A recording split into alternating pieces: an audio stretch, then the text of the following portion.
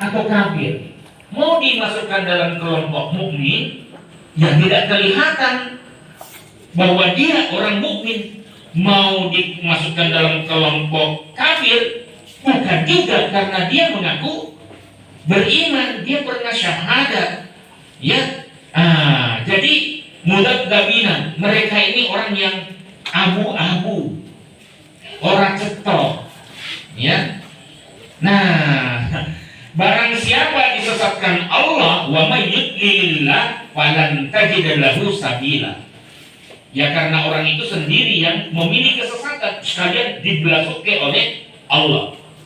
Ya langsung dijerumuskan oleh Allah. Dan nikmati kesesatanmu itu, tapi nanti kamu akan rasakan. Kalau bukan di dunia, yang pasti di akhirat. Tidak ada yang bisa memberikan jalan petunjuk kepadanya. Itulah yang saya sering terjemahkan, mayyahdillah wala mudhillalah. Siapa yang Allah berikan petunjuk kepadanya, maka tidak ada yang bisa menyesatkannya. Wa may yudlil, namun siapa yang Allah sesatkan, fala hadiyalah, tidak ada lagi yang bisa memberinya petunjuk. Kenapa? Karena orang itu memiliki kesesatan, sementara Allah sudah kasih akal, sudah kasih hati nurani. Di mana hati nuraninya? Orang yang membela Zionis Israel, membunuh, mengusir, memperkosa. Kok itu kok didukung? Bertentangan dengan keyakinan kita, bertentangan dengan undang-undang dasar kita, bahwa sesungguhnya kemerdekaan adalah hak segala bangsa, dan oleh sebab itu penjajahan di muka bumi harus dihapuskan karena tidak sesuai dengan peri kemanusiaan dan peri keadilan. Jelas sekali. Jadi orang yang membela mereka, para zalimin, ya, Zionis Israel contohnya, itu sebenarnya tidak layak tinggal di Indonesia. Ya bertentangan dengan pembukaan Undang-Undang Dasar 45. Nah, saya kira itu masih ada lanjutannya. Ya ayyuhalladzina amanu la tattakhidul kafirina awliya min dunil mu'minin. Makanya dilarang itu sampai mendukung, menjadikan orang yang jelas menentang Allah, tercover hidayah darinya, untuk dijadikan sebagai pemimpin, karena dia akan mempermainkan kita. Ya, itu lanjutannya. Ya, dari An-Nisa 144. Ya, nah di mana letaknya orang munafik? Innal munafiqina fid darkil asfali minan nar. Sungguh orang munafik itu ditempatkan pada tingkatan yang paling bawah di neraka, di keraknya neraka. Alhamdulillah. Walan tajid lahum nasiro, dan tidak ada pertolongan untuk mereka. Nah, tapi apakah ada peluang selama masih hidup? Ya, masih diberikan kesempatan untuk bertobat, masih bisa. Illal ladzina tabu wa aslahu wa tasamu billahi wa akhlasu dinahum lillahi fa ulaika ma'al mu'minin. Kecuali orang-orang yang tadi munafik itu kemudian bertobat, dapat pencerahan, mau di mana saja terserah, ya, di kopi ngaji alhamdulillah, ya, dapat pencerahan, dia bertobat, memperbaiki diri dan berpegang teguh pada tali agama Allah dengan tulus ikhlas karena Allah, maka mereka itu bersama orang-orang mukmin, ya. Wa sawfa yu'tillah al-mu'minina ajran 'azima, dan dia nanti akan mendapatkan balasan dari Allah dengan balasan yang besar. Ya, ma ya'allahu bi'adzabikum, Allah tidak akan menyiksamu kalau bertobat. Bukan hanya sekedar bertobat, tapi melakukan perbaikan, ya, wa aslahu, ya, wa tasamu billah, melakukan perbaikan dan berpegang teguh pada tali agama Allah. Allah tidak akan menyiksamu jika kamu bersyukur, in syakartum wa amantum. Bersyukur itu menempatkan segala pemberian Allah sesuai dengan maunya Allah, itu namanya bersyukur. Ya, waka, dan beriman, dasarnya iman. Wa kana Allahu syakiron alima.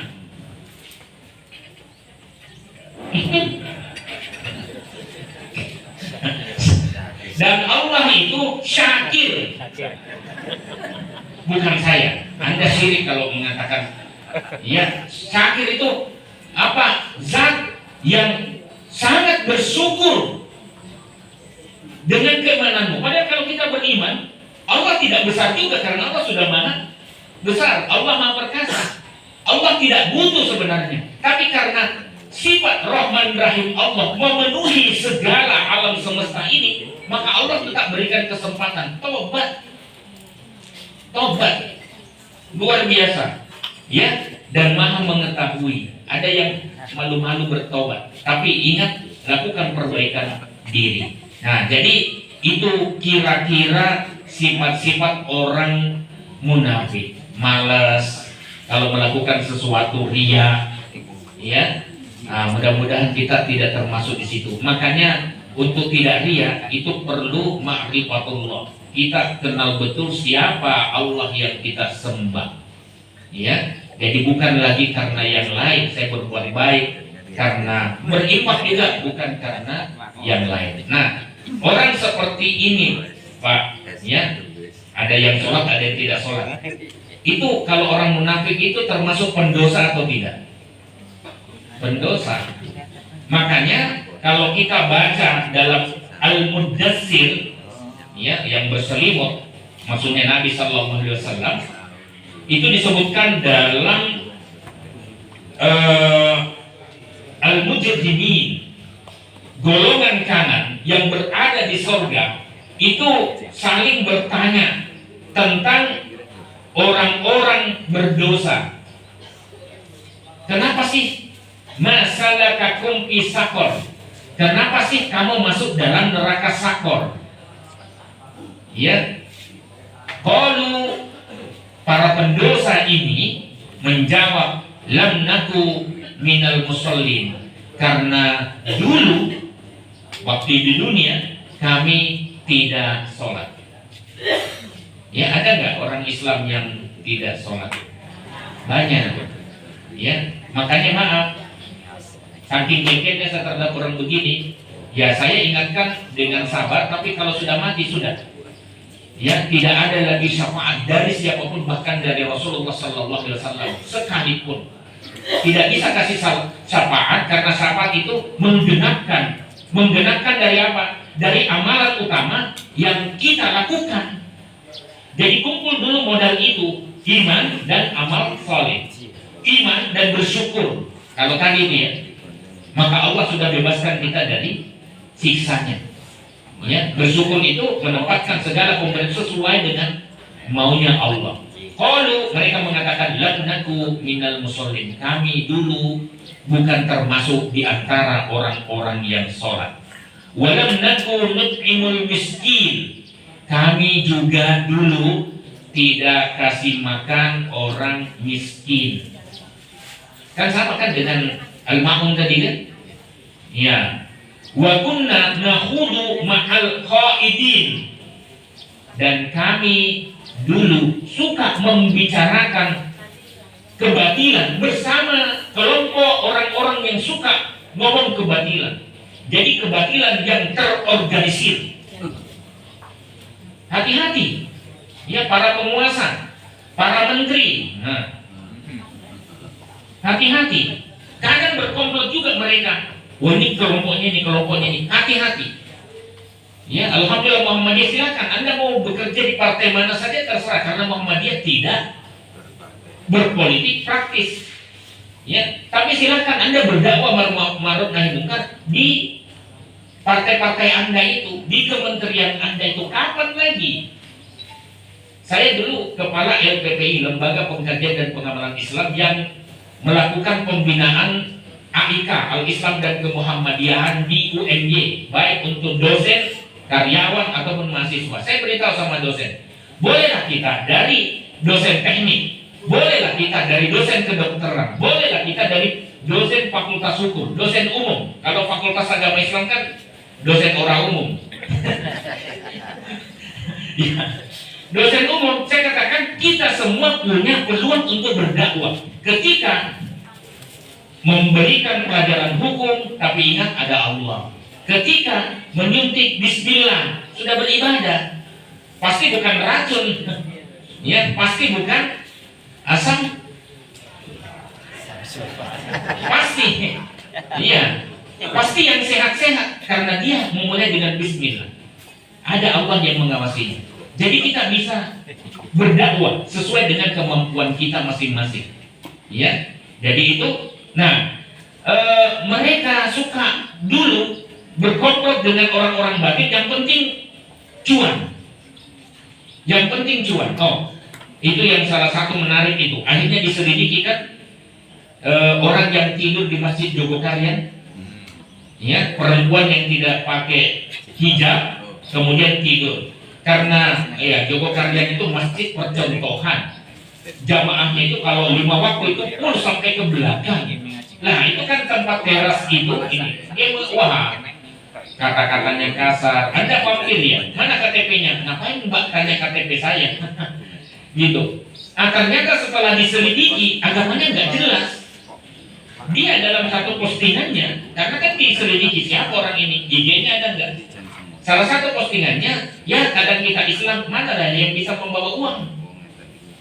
Ya, kadang ke agama lain, pokoknya mana yang menguntungkan. Jadi Tuhannya adalah uang. Nah kalau sudah Tuhannya uang, apapun dilakukan demi uang. Kalau Tuhan kita Allah, apapun kita lakukan demi Allah, menggapai ridhonya Allah. Apalagi kunna nukadzibu biyaumiddin. Kami dulu itu ya mendustakan hari kebangkitan. Jadi orang yang menghalalkan segala cara, handphonenya di pinggir, ya, orang menghalalkan segala cara untuk mencapai tujuan itu sama dengan dia mempertuhankan itu. Dia seakan tidak percaya dengan hari kebangkitan, di mana keburukan yang kita lakukan di dunia karena keadilan Allah pasti akan berbalas di akhirat nanti. Pasti demi keadilan Allah. Saya kira ini sebagai pengantarnya, ya. Jadi jangan terlalu berharap syafaat, salawat kemudian mendapatkan syafaat itu pasti. Tetapi ingat, dia adalah penggenak dari apa yang kebaikan utama yang kita lakukan. Intinya iman lebih dahulu, wa amilus sholihah. Iman lebih dahulu dan beramal soleh. Iman lebih dahulu, baru kemudian bersyukur, menempatkan segala pemberian sesuai dengan maunya Allah. Waktunya tanya jawab. Baik, bagi jemaah yang mau bertanya, boleh.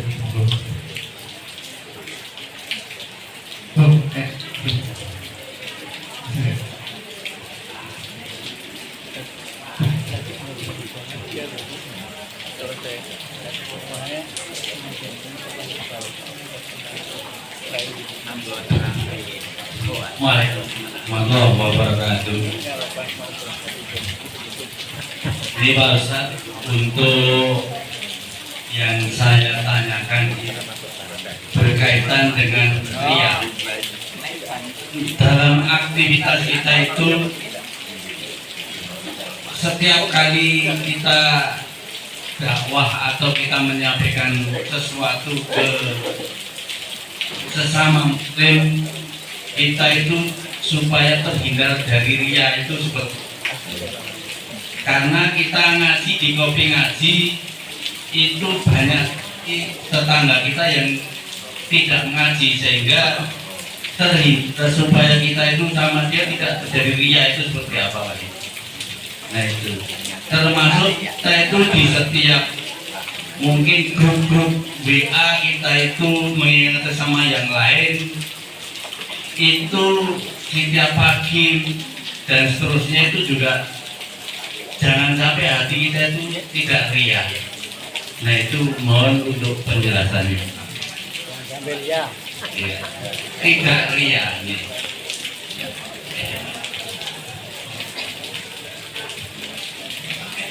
Iya gitu. Terima kasih. Assalamualaikum warahmatullahi wabarakatuh. Assalamualaikum. Monggo. Yang lainnya silakan Ibu itu sajadah. Ya, pakai saja pakai.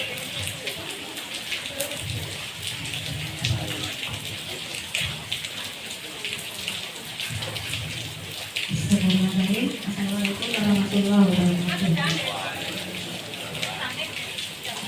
Semoga kita semua jamaah kopi ngopi ini dan termasuk Ustaz keluarga kalau sehat, dimudahkan semua urusan dan doa insya Allah masuk surga tanpa hisab seperti Ustaz katakan tadi ya. Amin. Yang ingin saya tanyakan, saya itu dulu pernah ngaji, pernah dengar bahwa orang yang sudah masuk neraka itu tidak akan masuk surga, tidak akan mengentas dari tidak akan mengentas dari surga itu kecuali ada unta masuk ke dalam lubang jarum. Nah itu kan berarti berat sudah selamanya abadi gitu. Kemudian tadi Ustaz mengatakan bahwa kalau kita ada iman sedikit belum nanti kalau akan masuk surga, dibersihkan dulu. Anda jadi bingung gimana ini mohon penjelasannya. Dan yang kedua mungkin dianggap enteng ya, ini gampang. Saya ditanya teman, kalau kita dalam pas sholat, terus aurat kita terbuka, misalnya apa sarungnya moto atau mukanya apa lepas atau gimana, pokoknya auratnya sebagian terlihat. Kemudian apakah itu batal atau mengulangi kehidupan atau bagaimana? Saya menjawab langsung ditutup aja kembali, itu sholatnya sah, dilanjutkan sholatnya. Atau benar atau enggak, mohon penjelasannya. Terima kasih atas penjelasannya. Assalamualaikum warahmatullahi wabarakatuh. Waalaikumsalam warahmatullahi wabarakatuh. Matur nuwun, dua aja dulu ya. Ya,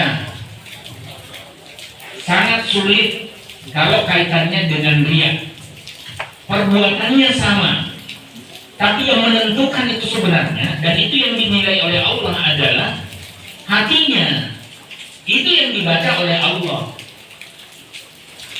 Saya usolli fardhu maghrib salasa raka'atin lillahi ta'ala. Saya sholat maghrib 3 rakaat karena Allah Ta'ala. Usolli sunnat tarawih dan seterusnya lillahi ta'ala. Saya sholat tarawih karena Allah Ta'ala. Benarkah? Wallahu a'lam.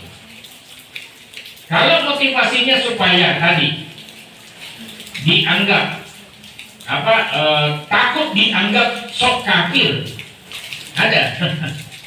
Ya, bisa jadi malaikat mendekat, tenang nih. Karena dia hanya ikut sholat tarawih karena takut dianggap kafir, ya, takut dianggap riya.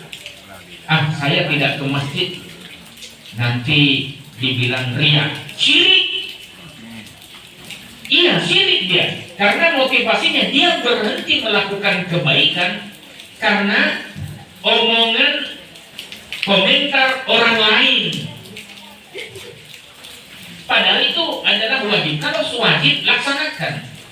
Ya, dianggap riya, mudah-mudahan ini nanti karena niat yang menentukan. Niat kita yang terdalam. Ya, alhamdulillah saya ikut pengajian, Anda posting. Saya katakan sejak di awal, kita mengikuti pengajian ini bukan karena kita orang baik, tapi kita ingin menjadi lebih baik dari sebelumnya. Itu aja.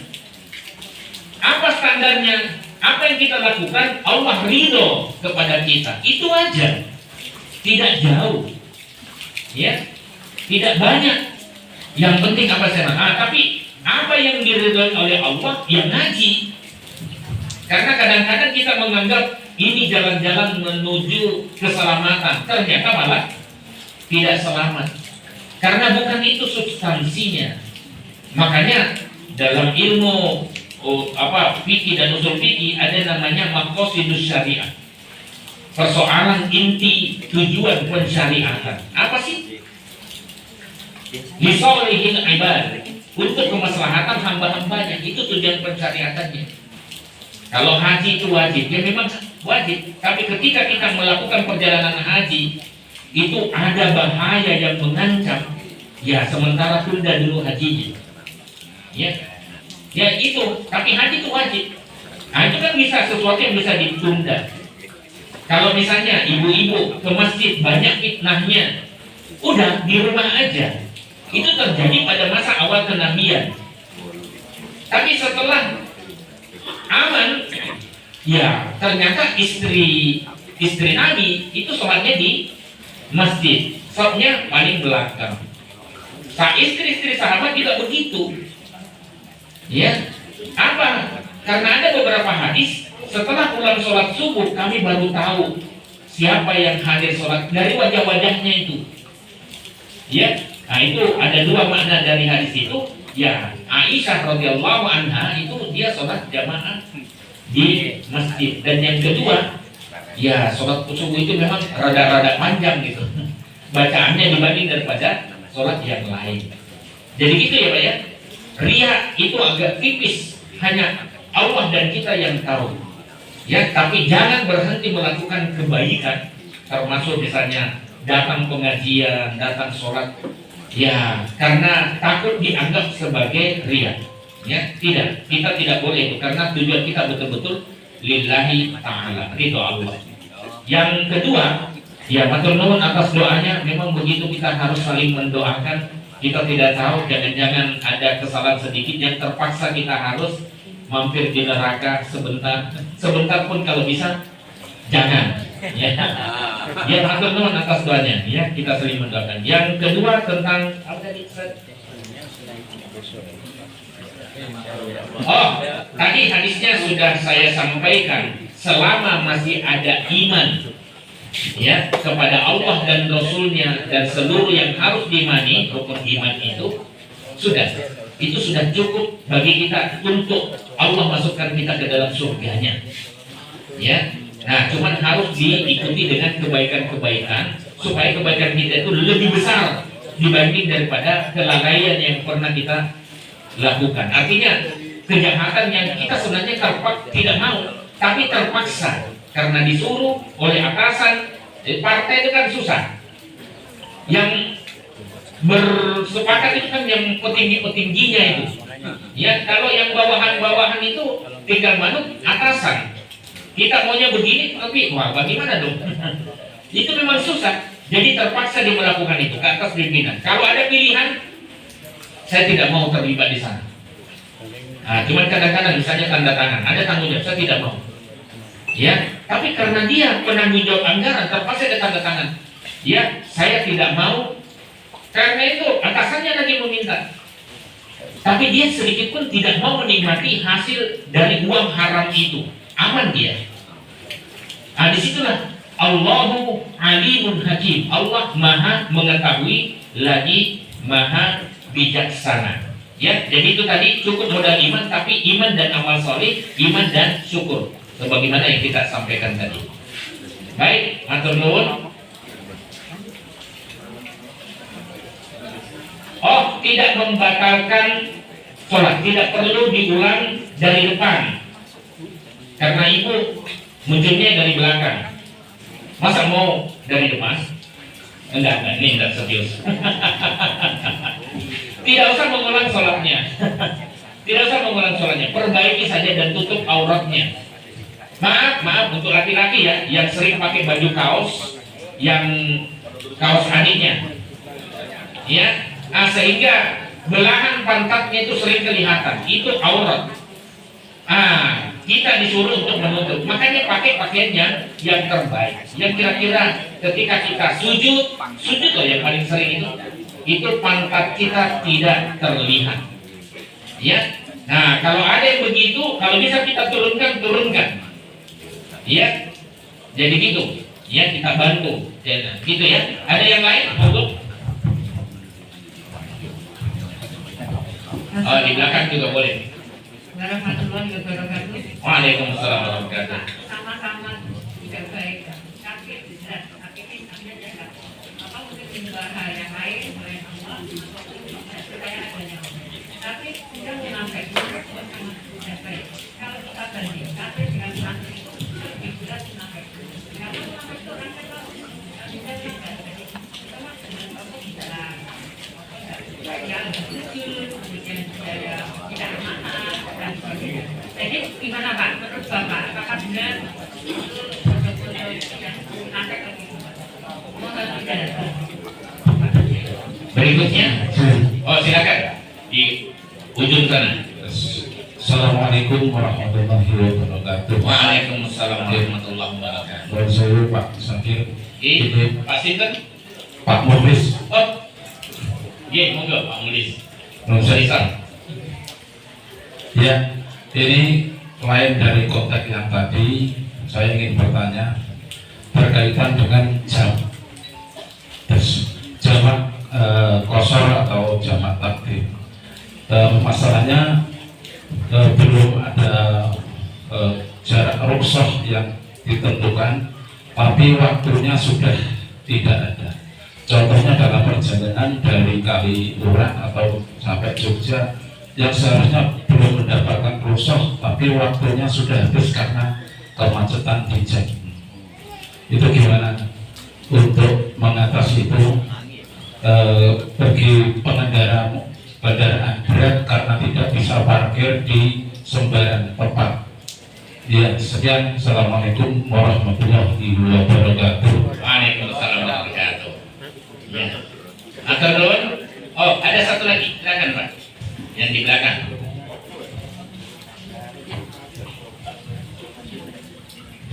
Terima kasih. Assalamualaikum warahmatullahi wabarakatuh. Waalaikumsalam warahmatullahi wabarakatuh. Ya, kalau ini kan tentang sholat jamaah. Kalau dalam sholat jamaah itu dua laki-laki, satu jadi makmum, satu jadi imam. Tapi di belakangnya tidak ada jamaah wanita. Nah ini yang betul jamaah wanita mungkin banyak, tapi yang laki-laki cuma dua, jadi satu imam, satu makmum. Nah, yang kami tanyakan posisi laki-laki tersebut sejajar dengan imam atau di belakang seperti sholat jamaah biasa. Terima kasih. Assalamualaikum warahmatullahi wabarakatuh. Waalaikumsalam warahmatullahi wabarakatuh. Matur nuwun. Saya mulai dari yang pertama ya, tentang istilah kafir dengan munafik, fasik. Kalau tadi sudah kita jelaskan, fasik itu bagian, munafik itu bagian dari fasikun, ya, orang-orang fasik. Karena orang munafik itu menganggap tidak begitu penting agama. Agama itu hanya penting ketika mau pilkada, mau pilpres, ya, mau dibutuhkan. Setelah itu ngilang. Nah, itu hati-hati itu. Saya tidak menyebutkan siapa, tapi kadang ya muncul dan kita tidak sudah tahu semua itu, ya. Baik. Jadi sekarang kafir, semuanya posisi ini tidak baik. Kalau kafir kan sudah jelas, ya, sudah jelas. Yang memang yang susah itu munafik itu, karena dia mengaku Islam, tapi tidak menunjukkan bahwa dia itu Islam sebagai Muslim yang menyerahkan hidup dan matinya kepada Allah Rabbul Alamin. Tidak jelas memang, abu-abu. Ya, nah kalau dia memang melawan beramar mungkar nahi ma'ruf, melawan misi amar ma'ruf nahi mungkar, itu jelas dia munafik aktif, dia proaktif propaganda terhadap kemungkaran. Ya, nah ini hati-hati. Jadi saya sarankan kepada semua kita, yang kita inginkan adalah ridho Allah. Kalau mau ridho Allah, ketika memilih pemimpin, ikuti apa maunya Allah. Ini tablik, amanah, fatona, pro rakyat, betul-betul pro rakyat, bukan hanya di kampanye, di bibir, tapi di hatinya sebenarnya tidak. Dan itu kan Allah sudah tunjukkan sebenarnya, ya, ridho Allah yang kita tuju. Jangan sampai, kan kita berdoa kan dalam walad dhalin ghairil maghdubi alaihim, bukan jalan orang yang dimurkai oleh Allah, bukan juga jalan orang yang sesat. Itu sering kita ucapkan. Makanya jangan cepat-cepat dalam berdoa, apalagi ketika sholat. Nikmati sholat itu. Pak, imamnya kecepatan, Anda sempurnakan nanti di sholat sunnah, dan setelah itu demo. Ya enggak lah. Ya, imamnya salah-salah gitu. Ya ditegur lah. Tapi tegurnya berdua saja. Jangan mempermalukan sesepuh kita, imam kita di depan umum. Nah, gitu kira-kira. Jadi kita ingatkan, ya, kita ingatkan semuanya. Nah, memang ini yang paling sulit itu munafik itu, karena seperti ibarat kata serigala berbulu domba.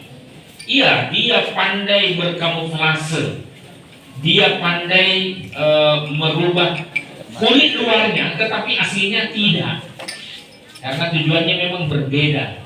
Nah, ini yang kita harus hati-hati. Makanya Allah dan Rasulnya sangat marah terhadap orang ini, sampai menjadikan neraka, dia akan menempati kerak neraka. Na'udzubillah min dzalik. Ini tidak main-main. Saya ingatkan pada semuanya saja. Ya, nah, gitu ya. Tapi jangan kemudian saya menghindari politik. Politik itu penting. Jangan sampai kita dipermainkan. Makanya kadang-kadang kita bahas di politik di forum ini, di mana di forum lain mungkin dilarang. Dilarang membicarakan politik di masjid. Nah, kalau kita aman, karena kita di sawah. Ya, masa kalau kita yakini Islam itu menyentuh dan membimbing kita untuk segala lini kehidupan kita, maka politik tidak boleh kita tinggalkan. Kalau kita tinggalkan, kita akan dipolitikin oleh yang lain. Karena negara kita menganut sistem demokrasi, dan demokrasi pakai pemilu, harus ikut tuh. Ya, nah, gitu kira-kira. Yang kedua, nah ini Pak Muhlisan ini kebetulan ya bawa driver dan kendaraan berat. Nah, mungkin pengalaman beliau itu. Sekiranya tidak bisa mampir karena darurat, diperkirakan, saya juga pernah mengalami hal yang sama.